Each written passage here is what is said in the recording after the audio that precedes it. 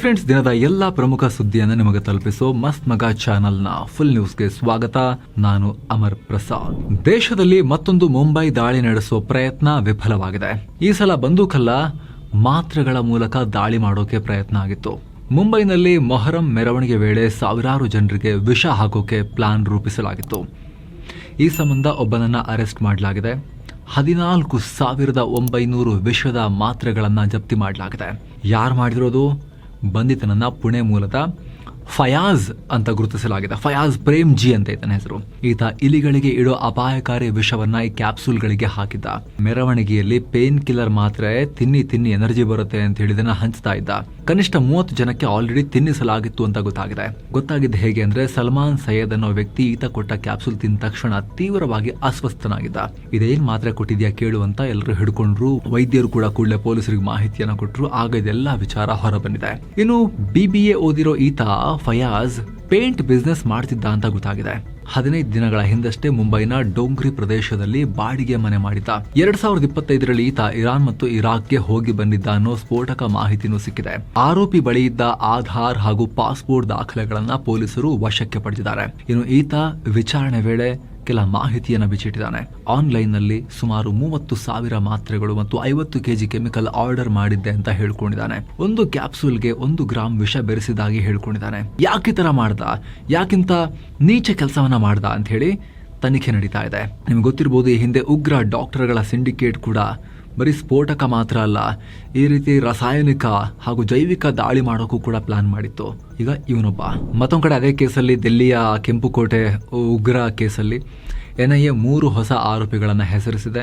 ಹೊಸದಾಗಿ charge sheet submit ಮಾಡಿದ್ದಾರೆ. ಜಮೀರ್ ಅಹಮದ್ ಅಹಂಗಿರ್, ತುಫೈಲ್ ಅಹಮದ್ ಭಟ್ ಮತ್ತು ಮುಜಫರ್ ಅಹಮದ್ ಅನ್ನೋರನ್ನ ಸೇರಿಸಿದೆ. ಇವರೆಲ್ಲ ಜಮ್ಮು ಕಾಶ್ಮೀರದವರು. ಸದ್ಯ ಇವರಲ್ಲಿ ಒಬ್ಬ ಆರೋಪಿ ಎಸ್ಕೇಪ್ ಆಗಿದ್ದಾನೆ. ಇದರೊಂದಿಗೆ ಕೇಸ್ನಲ್ಲಿ ಆರೋಪಿಗಳ ಸಂಖ್ಯೆ 13ಕ್ಕೆ ಏರಿಕೆಯಾಗಿದೆ. 2025ರ ನವೆಂಬರ್ನಲ್ಲಿ ನಡೆದಿದ್ದ ಕಾರ್ ಸ್ಫೋಟದಲ್ಲಿ ಉಗ್ರನು ಸೇರಿ 15 ಜನ ಪ್ರಾಣ ಕಳ್ಕೊಂಡಿದ್ರು, 20 ಜನ ಗಾಯಗೊಂಡಿದ್ರು. ಇನ್ನೊಂದು ಕಡೆ ಖಲಿಸ್ತಾನಿ ಉಗ್ರರು ಭಾರಿ ದಾಳಿ ಮಾಡಬಹುದು ಅಂತ ಇಂಟೆಲಿಜೆನ್ಸ್ ಏಜೆನ್ಸಿಗಳು ಹೈ ಅಲರ್ಟ್ ಘೋಷಿಸಿವೆ. ದಿಲ್ಲಿ ಮತ್ತು ಉತ್ತರಾಖಂಡ್ನ ಪ್ರಮುಖ ದೇವಾಲಯಗಳು, ಸರ್ಕಾರಿ ಕಚೇರಿಗಳು, ರೈಲ್ವೆ ನಿಲ್ದಾಣಗಳು ಹಾಗೂ ಪೊಲೀಸ್ ಸ್ಟೇಷನ್ಗಳನ್ನ ಖಲಿಸ್ತಾನಿ ಉಗ್ರರು ಟಾರ್ಗೆಟ್ ಮಾಡಬಹುದು ಅಂತ ಎಚ್ಚರಿಸಿವೆ. ಅತ್ತ ಅಸ್ಸಾಂ ಪೊಲೀಸರು ULFA united liberation front of Asom independent ಸಂಘಟನೆಯ 2 ಉಗ್ರಗಾಮಿಗಳನ್ನ ಅರೆಸ್ಟ್ ಮಾಡಿದ್ದಾರೆ. ಅಸ್ಸಾಂನ ತಿನ್ಸುಕಿಯಾದಲ್ಲಿ ಮುಗ್ಧ ಜನರನ್ನ ಹತ್ಯೆ ಮಾಡೋಕೆ ಪ್ಲಾನ್ ಮಾಡಿದ್ರು. ಇವರಿಂದ ಅಪಾರ ಪ್ರಮಾಣದ ಶಸ್ತ್ರಾಸ್ತ್ರಗಳನ್ನು ಕೂಡ ವಶಕ್ಕೆ ಪಡೆಯಲಾಗಿದೆ. ಇನ್ನು ಕರ್ನಾಟಕದಲ್ಲಿ ಈ ಸಲ ಮುಂಗಾರು ಮಳೆ ಅಪಾಯಕಾರಿ ರೀತಿ ಕಮ್ಮಿಯಾಗಿದೆ. ರಾಜ್ಯದ 31 ಜಿಲ್ಲೆಗಳ ಪೈಕಿ ಅರ್ಧಕ್ಕಿಂತ ಹೆಚ್ಚು ಜಿಲ್ಲೆಗಳಲ್ಲಿ 50% ಕೂಡ ಮಳೆಯಾಗಿಲ್ಲ. ಅದರಲ್ಲೂ ಮಲೆನಾಡು ಮತ್ತು ಕರಾವಳಿ ಭಾಗದ ಶಿವಮೊಗ್ಗ, ಕೊಡಗು, ದಕ್ಷಿಣ ಕನ್ನಡ ಹಾಗೂ ಚಿಕ್ಕಮಗಳೂರಲ್ಲಿ 60%ನಷ್ಟು ಕಮ್ಮಿ ಮಳೆಯಾಗಿದೆ. ಕೃಷಿ ಇಲಾಖೆ ಡೇಟಾ ಪ್ರಕಾರ ಶಿವಮೊಗ್ಗದಲ್ಲಿ ವಾಡಿಕೆ ಮಳೆ 383 mm ಇರಬೇಕಾಗಿತ್ತು.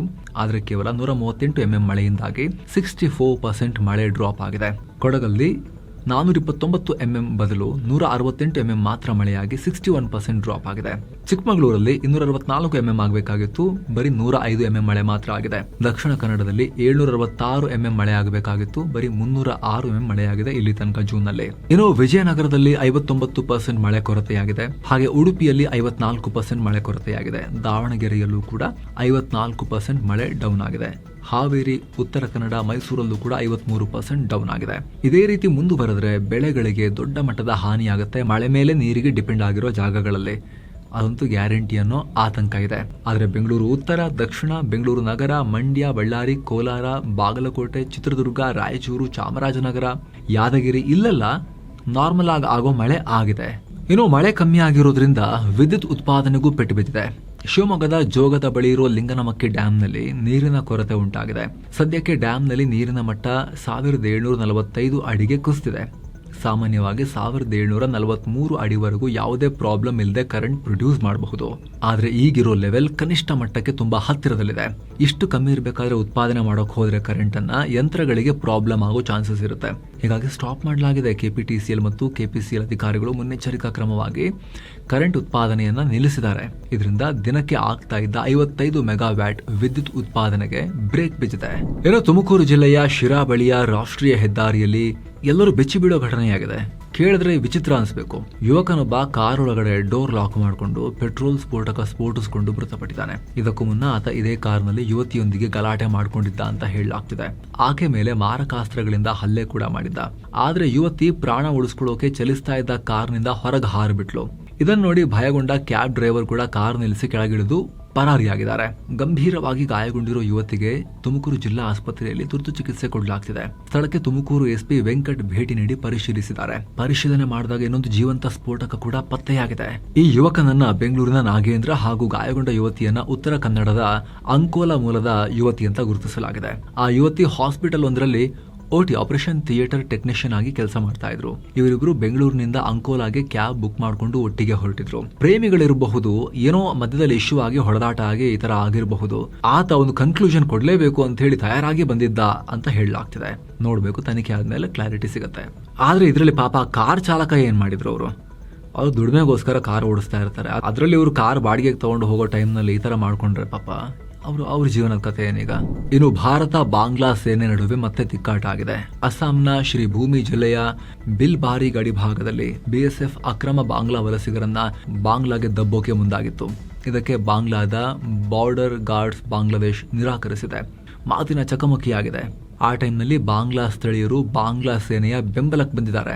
ಮಾರಕಾಸ್ತ್ರಗಳನ್ನ ಹಿಡ್ಕೊಂಡ್ಬಂದು ಗಲಭೆ ಮಾಡಿದ್ದಾರೆ. ಅಲ್ಲಿ ಆತಂಕದ ವಾತಾವರಣ ಮಾಡಿದ್ದಾರೆ. ಎಷ್ಟರ ಮಟ್ಟಿಗೆ ಗಡಿಯಲ್ಲಿ ಉದ್ವಿಗ್ನತೆ ಉಂಟಾಗಿತ್ತು ಅಂದ್ರೆ ಬಾಂಗ್ಲಾ ಸೇನೆ ಲೌಡ್ ಸ್ಪೀಕರ್ ಮೂಲಕ BSFಗೆ ವಾರ್ನಿಂಗ್ ಕೊಟ್ಟಿದೆ. ತಕ್ಷಣ BSF ಹಿಂದೆ ಸರಿಬೇಕು ಅಂತ. ಪರಿಸ್ಥಿತಿ ಕೈ ಮೀರಿದ್ರೆ ಈ ಜನರನ್ನ ವಾಪಸ್ ಕರ್ಕೊಂಡು ಹೋಗಿಲ್ಲ ಅಂದ್ರೆ ಗುಂಡು ಹಾರಿಸ್ತೀವಿ ಅಂತ ಹೇಳಿ BSFಗೆ ಅವರು ವಾರ್ನಿಂಗ್ ಎಲ್ಲ ಕೊಟ್ಟಿದ್ರು ಅಂತ ಹೇಳಿ ರಿಪೋರ್ಟ್ ಆಗ್ತಾ ಇದೆ. ಅದಾದ್ಮೇಲೆ ಎರಡೂ ಕಡೆ ನಡುವೆ ಉದ್ವಿಗ್ನ ವಾತಾವರಣ ಇದೆ. ಎದುರು ಬದರಾಗಿ ನಿಂತ್ಕೊಂಡಿದ್ದಾರೆ ಸೈನಿಕರು ಹೈ ಅಲರ್ಟ್ ನಲ್ಲಿ ಅನ್ನೋ ಸುದ್ದಿ ಇದೆ ಸದ್ಯಕ್ಕೆ. ಇನ್ನು PM ನರೇಂದ್ರ ಮೋದಿ ಸೆಷಲ್ಸ್ ನಲ್ಲಿ ಲ್ಯಾಂಡ್ ಆದ್ರು. 3 ದಿನ ಅಲ್ಲೇ ಇರ್ತಾರೆ. ಮೋದಿ ಏರ್ಪೋರ್ಟ್ ಗೆ ಹೋಗ್ತಿದ್ದ ಹಾಗೆ ಅಧ್ಯಕ್ಷ ಪ್ಯಾಟ್ರಿಕ್ ಹಾರ್ಮಿನಿ ಅಲ್ಲಿ ವೆಲ್ಕಮ್ ಮಾಡಿದ್ರು. ನಂತರ ಅಲ್ಲಿನ ಸೆಷಲ್ಸ್ ನ್ಯಾಷನಲ್ ಬೊಟಾನಿಕಲ್ ಗಾರ್ಡನ್ ಗೆ ಮೋದಿ ಹೋದ್ರು. ಅಲ್ಲಿ ವಿಶ್ವದ ಅತಿ ಹಿರಿಯ ಪ್ರಾಣಿ ಅಂದ್ರೆ ನೆಲದ ಮೇಲೆ ಇರೋ ಅತಿ ಹಿರಿಯ ಜೀವಿಯನ್ನ, ನೆಲದ ಮೇಲೆ ಆ ಆಮೆಯನ್ನ ಅವ್ರು ನೋಡಿದ್ರು. 194 ವರ್ಷ ವಯಸ್ಸಾಗಿರೋ ಜೋನಾಥನ್ ಅಜ್ಜ ಇದು. 1832 ಹುಟ್ಟಿದ ಇವರು. ಈ ಆಮೆಗೆ ವಯಸ್ಸಾಗ್ಬಿಟ್ಟು ಇವರಿಗೆ, ಜೋನಾಥನ್ ಅವರಿಗೆ ದೃಷ್ಟಿ ಮಂದ ಆಗಿದೆ. ಆದ್ರೂ ಆರೋಗ್ಯಕರವಾಗಿದ್ದಾರೆ, ಓಡಾಡ್ಕೊಂಡಿದ್ದಾರೆ. ಇನ್ನು ಸ್ನೇಹಿತರೆ, ಪುರಿ ಜಗನ್ನಾಥ ಮತ್ತು 2 ಶಕ್ತಿಪೀಠಗಳ ದರ್ಶನಕ್ಕೆ ಒಂದು ಸ್ಪೆಷಲ್ ಟೂರ್ ಇದೆ. ಪುರಿ ಕೋನಾರ್ಕ ಬಿರಾಜದೇವಿ ಶಕ್ತಿಪೀಠ, ತಾರಾತಾರಿಣಿ ಶಕ್ತಿಪೀಠ, ಚಿಲ್ಕಾ ಲೇಕ್, ಭುವನೇಶ್ವರ ಮತ್ತು ಉದಯಗಿರಿ ಸ್ಕಂದಗಿರಿ ಗುಹೆಗಳನ್ನ ಕೂಡ ನೋಡ್ಕೊಂಡ್ ಬರ್ಬೋದು. ಎಲ್ಲವನ್ನ ಒಳಗೊಂಡಿರೋ ಪ್ಯಾಕೇಜ್ ಎಕ್ಸ್ಟ್ರಾ ₹1 ನಿಮಗೆ ಖರ್ಚಾಗಲ್ಲ. ಆಸಕ್ತರು ಕಾಲ್ ಮಾಡಿ ಬುಕ್ ಮಾಡಿಕೊಂಡು ಹೋಗಿ ಬನ್ನಿ. ಇನ್ನು ಭಾರತದ ಮೊದಲ ಹೈಡ್ರೋಜನ್ ಟ್ರೈನ್ ನ ಟ್ರಯಲ್ ರನ್ ಯಶಸ್ವಿಯಾಗಿ ನಡೆದಿದೆ.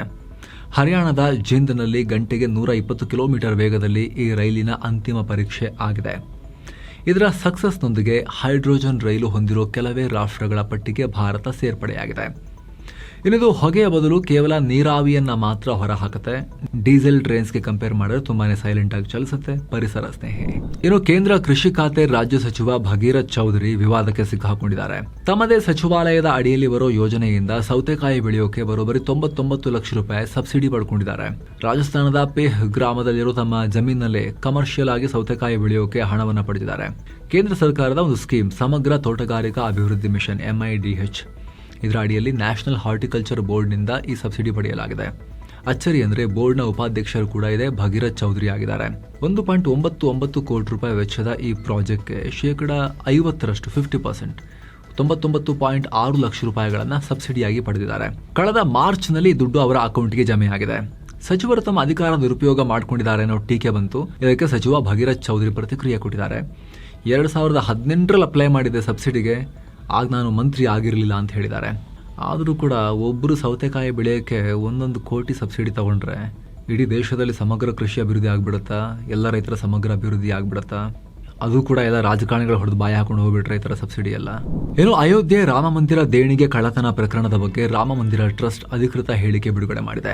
ಇತ್ತೀಚಿನ ಬೆಳವಣಿಗೆಗಳಿಂದ ನಮಗೆ ತೀವ್ರ ಆಘಾತ ಆಗಿದೆ. ಭಕ್ತರ ನಂಬಿಕೆ ಉಳಿಸಿಕೊಳ್ಳೋಕೆ ನಿಷ್ಪಕ್ಷಪಾತವಾಗಿ ತನಿಖೆ ಆಗಬೇಕು, ಅದಕ್ಕೆ ನಾವು ಕಮಿಟ್ ಆಗಿದ್ದೀವಿ ಅಂತ ಟ್ರಸ್ಟ್ ಹೇಳಿದೆ.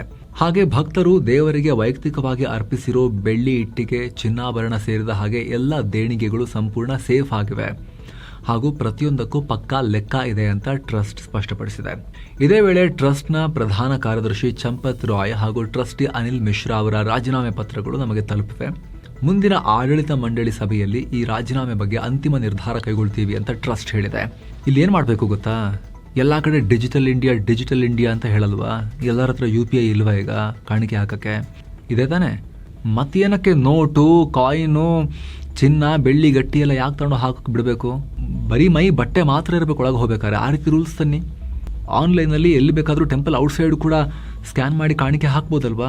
ನೇರವಾಗಿ SBI ಬ್ಯಾಂಕ್ ಅಕೌಂಟಿಗೆ ಹೋಗುತ್ತಲ್ವಾ? ಇವರು SBI ಅವ್ರಿಗೆ ಕೌಂಟ್ ಮಾಡೋಕ್ಕೆ ಹೇಳೋದಂತೆ, ಅವ್ರು ಥರ್ಡ್ ಪಾರ್ಟಿ ಯಾರಿಗೂ ಅದನ್ನು ಕಾಂಟ್ರಾಕ್ಟ್ ಕೊಡೋದಂತೆ, ಅವರೆಲ್ಲ ದುಡ್ಡು ಹೊಡ್ಕೊಂಡು ಹೋಗೋದಂತೆ. ಯಾಕೆ ಬೇಕು? ಪ್ರತಿಯೊಬ್ಬರು ಕೂಡ ಇಡೀ ದೇಶದ ಮೂಲೆಯಿಂದ ಅಯೋಧ್ಯೆ ತನಕ ಹೋಗಕ್ಕೆ ಗೊತ್ತು ಅಂತ ಹೇಳಿದ್ರೆ ಸ್ಕ್ಯಾನ್ ಮಾಡಿಬಿಟ್ಟು ಟೆಂಪಲ್ದ ಅಕೌಂಟಿಗೆ ದುಡ್ಡು ಹಾಕಕ್ಕೆ ಎಲ್ರಿಗೂ ಬರುತ್ತೆ. ಮನುಷ್ಯ ತನ್ನ ದೇಹ ಬಿಟ್ಟರೆ ಬಟ್ಟೆ ಮಾತ್ರ ಒಳಗೆ ತಗೊಂಡೋಗಿರ್ಬೇಕು ಟೆಂಪಲಲ್ಲಿ. ಫೋನ್ ಕೂಡ ತಗೊಂಡೋಗಿರಬಾರ್ದು. ಎಲ್ಲವನ್ನ ಹೊರಗಿಟ್ಟು ಹೋಗಬೇಕು. ಆ ಥರ ರೂಲ್ ಮಾಡಿ ವಾಲೆಟ್, ಕ್ಯಾಶ್, ಕಾಯಿನ್ಸ್ ಎಲ್ಲವನ್ನ ಕೂಡ ಟೆಂಪಲ್ ಹೊರಗಡೆ ಸ್ಕ್ಯಾನ್ ಆ್ಯಂಡ್ ಪೇಗೆ ಔಟ್ಸೈಡ್ ವ್ಯವಸ್ಥೆ ಮಾಡಿ, ಅಥವಾ ಏನಾದ್ರು ಒಂದು ವ್ಯವಸ್ಥೆ ಮಾಡಿ, ಡಿಜಿಟಲ್ ಆ್ಯಪು ಅಥವಾ ಒಂದು ಪೇಮೆಂಟ್ ಅಡ್ರೆಸ್ ಏನಾದ್ರು ಕೊಡಿ, ಮಾಡ್ಕೊತಾರೆ ಜನ ಹುಡುಕ್ಬಿಟ್ಟು. ಸುಮ್ಮನೆ ಟೈಮ್ ವೇಸ್ಟ್ ಅಲ್ವಾ? ಕಾಂಟ್ರಾಕ್ಟ್ ಕೊಡೋದಂತೆ, ಅವರು ಅದನ್ನು ಎಣಿಸೋದಂತೆ, ಎಣಿಸ್ಬೇಕಾದ್ರೆ ಜೋಬಲ್ಲಿ ಹಾಕೊಂಡು ಹೋಗೋದಂತೆ. ಯಾಕೆ ಬೇಕು ಇಷ್ಟೆಲ್ಲ ಟಾಸ್ಕು? ಏನೋ ಫೇಸ್ಬುಕ್ನಲ್ಲಿ ಶ್ರೀರಾಮರ ಬಗ್ಗೆ ಅವಹೇಳನಕಾರಿ ಪೋಸ್ಟ್ ಹಾಕಿರೋದು ಭಾರಿ ಆಕ್ರೋಶಕ್ಕೆ ಕಾರಣ ಆಗಿದೆ. ಬೀದರ್ ಜಿಲ್ಲೆ ಬಸವ ಕಲ್ಯಾಣದಲ್ಲಿ ಜೂನ್ 28ಕ್ಕೆ ಕನ್ನೇರು ಶ್ರೀಗಳ ನೇತೃತ್ವದಲ್ಲಿ ಹಿಂದೂ ಸಮಾವೇಶ ನಡೆಯುತ್ತೆ. ಅದಕ್ಕೆ ಪರ್ಮಿಷನ್ ಸಿಕ್ಕ ಬೆನ್ನಲ್ಲೇ ಬಸವ ಪರ ಸಂಘಟನೆಗಳ ಒಕ್ಕೂಟ ಅನ್ನೋ ಒಂದು ಫೇಸ್ಬುಕ್ ಅಕೌಂಟ್ ಅದು, ಆ ಥರ ಹೆಸರಲ್ಲಿ ಪ್ರಚೋದನಕಾರಿ ಪೋಸ್ಟ್ ಹಾಕಿದೆ. ಅದರಲ್ಲಿ ಶ್ರೀರಾಮ ಹಾಗೂ ಜಗದ್ಗುರು ರೇಣುಕಾಚಾರ್ಯರನ್ನ ತಾಲಿಬಾನಿಗಳು ಅಂತ ಕರೆಯಲಾಗಿದೆ. ಇದನ್ನು ಖಂಡಿಸಿ ಹಿಂದೂ ಮುಖಂಡರು ಬಸವ ಕಲ್ಯಾಣ ನಗರ ಠಾಣೆಗೆ ದೂರು ಕೊಟ್ಟಿದ್ದಾರೆ. ಏನೋ ಬೆಂಗಳೂರಲ್ಲಿ ಹೊಸ 10 ಲೇನ್ನ ರೋಡನ್ನ CM DK ಶಿವಕುಮಾರ್ ಲೋಕಾರ್ಪಣೆ ಮಾಡಿದ್ದಾರೆ. ಒಟ್ಟು 10.7 ಕಿಲೋಮೀಟರ್ ಉದ್ದ ಇರೋ ಈ ರಸ್ತೆಗೆ ಮಾಜಿ CM SM ಕೃಷ್ಣ ಅವರ ಹೆಸರನ್ನ ಇಡಲಾಗಿದೆ. 600 ಕೋಟಿ ರೂಪಾಯಿ ಖರ್ಚಲ್ಲಿ BDA ಈ ರಸ್ತೆ ನಿರ್ಮಾಣ ಮಾಡಿದೆ.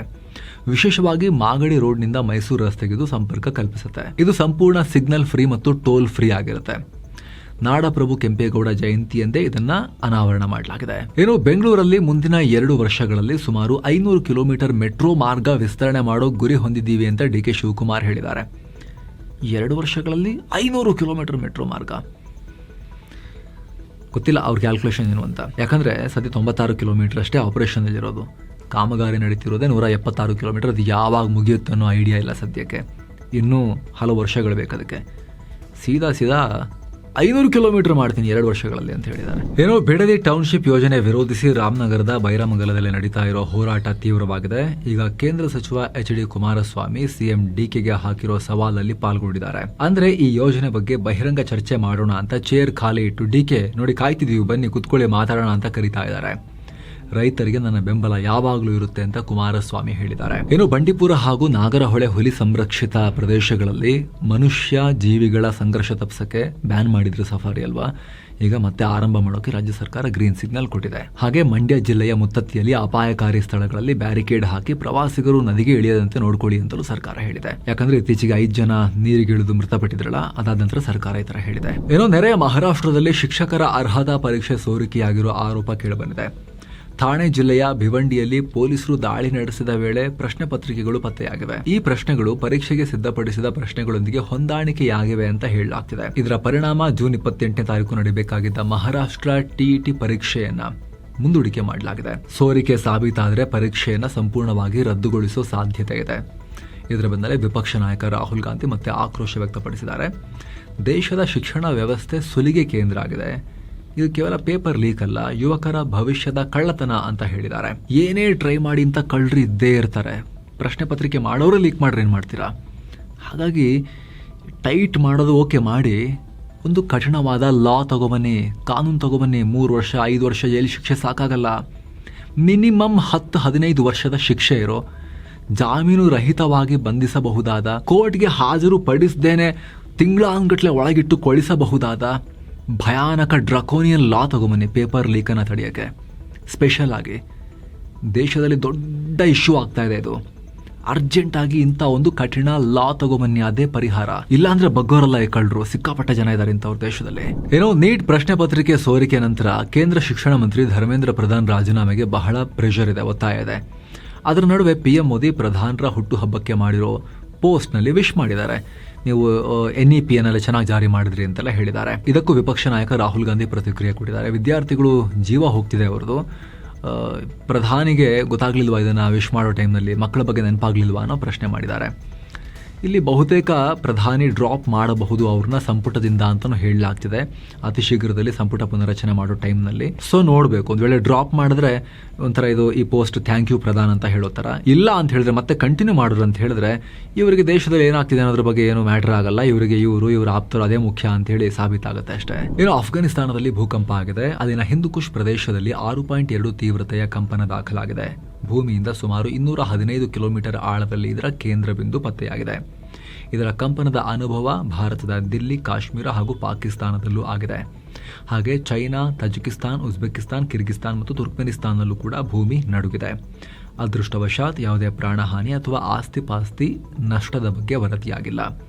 ಅತಿ ಹೆಚ್ಚು ಆಳದಲ್ಲಿ ಭೂಕಂಪನ ಆಗಿರೋದ್ರಿಂದ ದೊಡ್ಡ ಅನಾಹುತ ತಪ್ಪಿದೆ. ಏನೋ ಮಹಾರಾಷ್ಟ್ರದಲ್ಲಿ ಆಪರೇಷನ್ ಟೈಗರ್ 3.0 ಶುರುವಾಗಿದೆ ಅಂತ ಶಿವಸೇನಾ ಸಚಿವ ಗುಲಾಬ್ ರಾವ್ ಪಾಟೀಲ್ ಹೇಳಿದ್ದಾರೆ. ಉದ್ಧವ್ ಠಾಕ್ರೆ ಬಣದ 14 ಶಾಸಕರು ಶೀಘ್ರದಲ್ಲಿ ಏಕನಾಥ್ ಶಿಂಧೆ ಟೀಮ್ ಸೇರ್ತಾರೆ ಅಂತ ಕ್ಲೇಮ್ ಮಾಡಿದ್ದಾರೆ. ಇತ್ತೀಚೆಗೆ ಉದ್ಧವ್ ಠಾಕ್ರೆ ನೇತೃತ್ವದಲ್ಲಿ ನಡೆದ MVA ಮೈತ್ರಿಕೂಟದ ಮೀಟಿಂಗ್ಗೆ 60 ಶಾಸಕರ ಪೈಕಿ ಬರೀ 37 ಜನ ಮಾತ್ರ ಬಂದಿದ್ರು. ಇದಾದ 2 ದಿನಕ್ಕೆ ಈ ಹೇಳಿಕೆ ಬಂದಿರೋದು ಸಂಚಲನಕ್ಕೆ ಕಾರಣ ಆಗಿದೆ. ಮತ್ತೊಂದು ಕಡೆ ತಮಿಳುನಾಡು ಮುಖ್ಯಮಂತ್ರಿ ವಿಜಯ್ ದಿಲ್ಲಿಗೆ ತಮ್ಮ ವಿಶೇಷ ಪ್ರತಿನಿಧಿಯಾಗಿ ಫಿಲ್ಮ್ ಪ್ರೊಡ್ಯೂಸರ್ ಕೆ ವೆಂಕಟನಾರಾಯಣ ಅವರನ್ನ ನೇಮಕ ಮಾಡಿದ್ದಾರೆ. KVN ಇವರೇನು ಅಧಿಕಾರಿಯಲ್ಲ, ರಾಜಕಾರಣಿನೂ ಅಲ್ಲ. ವಿಜಯ್ ನಟನೆಯ ಕೊನೆ ಸಿನಿಮಾ ಜನನಾಯಕನ್ ಸಿನಿಮಾದ ನಿರ್ಮಾಪಕ. ಇದು ಬಹಳ ವಿವಾದಕ್ಕೀಡಾಗ್ತಿದೆ, ಚರ್ಚೆ ಕಾರಣ ಆಗ್ತಿದೆ. ವಿಜಯ್ ಏನಂತ ಅನ್ಕೊಂಡಿದ್ದಾರೆ ಅಂತ ಹೇಳಿ, ಸಿನಿಮಾ ಅಂತ ಅನ್ಕೊಂಡಿದ್ದಾರೆ ಪಾಲಿಟಿಕ್ಸ್ ಅನ್ನ ಅಂತ. ವಿಶೇಷ ಪ್ರತಿನಿಧಿ ಅಂತ ಹೇಳಿ ಸಿನಿಮಾ ಪ್ರೊಡ್ಯೂಸರ್ನ ಕಳಿಸ್ತಾ ಇದ್ದೀರಲ್ಲ, ನೆಕ್ಸ್ಟ್ ಹಾಗಾದ್ರೆ ಏನಾದರೂ ಮೇಜರ್ ತನಿಖೆ ಇದ್ರೆ ವಿಜಯ್ ಸೇತುಪತಿನ ಕಳಿಸ್ತೀರಾ? ಯಾರಾದರೂ ಉಗ್ರ ದಾಳಿ ಆದರೆ ಹೊಡೆಯಕ್ಕೆ ನೀವೇ ಹೋಗ್ತೀರಾ ಫಿಲ್ಮಿಯಾಗಿ ಅನ್ನೋ ಪ್ರಶ್ನೆಯನ್ನು ವಿಜಯ್ ಕೇಳಲಾಗ್ತಾ ಇದೆ. ಆರಂಭದಲ್ಲಿ ಅಧಿಕಾರಕ್ಕೆ ಬಂದ ತಕ್ಷಣ ಜ್ಯೋತಿಷಿನ ತಗೊಂಬಂದು ವಿಶೇಷ ಕರ್ತವ್ಯಾಧಿಕಾರಿಯಾಗಿ ನೇಮಕ ಮಾಡಿಕೊಂಡು ವಿವಾದ ಮಾಡ್ಕೊಂಡಿದ್ರು ಇವರು, ಪರ್ಸನಲ್ ಜ್ಯೋತಿಷಿನ, ಏನು ವೆಟ್ರಿವೇಲ್ ಅಂತ ಹೇಳಿ. ಏನೋ ಉತ್ತರ ಪ್ರದೇಶದಲ್ಲಿ ಮತ್ತೆ ಎನ್ಕೌಂಟರ್ ಆಗಿದೆ. ಲಕ್ನೋದ ಪ್ರಾಪರ್ಟಿ ಡೀಲರ್ ಹತ್ಯೆ ಕೇಸ್ನ ಪ್ರಮುಖ ಆರೋಪಿ ಸಂಜಯ್ನನ್ನ UP ಪೊಲೀಸರು ಹೊಡೆದು ಹಾಕಿದ್ದಾರೆ. ಹಲವು ಕೊಲೆ ಕೇಸ್ಗಳೊಂದಿಗೆ ಕುಖ್ಯಾತ ಗ್ಯಾಂಗ್ಗಳೊಂದಿಗೆ ಲಿಂಕ್ ಹೊಂದಿದ್ದ. ತಲೆ ಮೇಲೆ 1 ಲಕ್ಷ ರೂಪಾಯಿ ಬಹುಮಾನ ಇತ್ತು. ಎನ್ಕೌಂಟರ್ ಮಾಡಿ ಹೊಡೆದು ಹಾಕಿದ್ದಾರೆ. ಏನೋ ಮಿಡಲ್ ಈಸ್ಟ್ ಅಲ್ಲಿ ಮತ್ತೆ ಯುದ್ಧ ಸ್ಫೋಟಗೊಳ್ಳೋ ಎಲ್ಲ ಲಕ್ಷಣಗಳು ಕಾಣಿಸ್ತಿವೆ.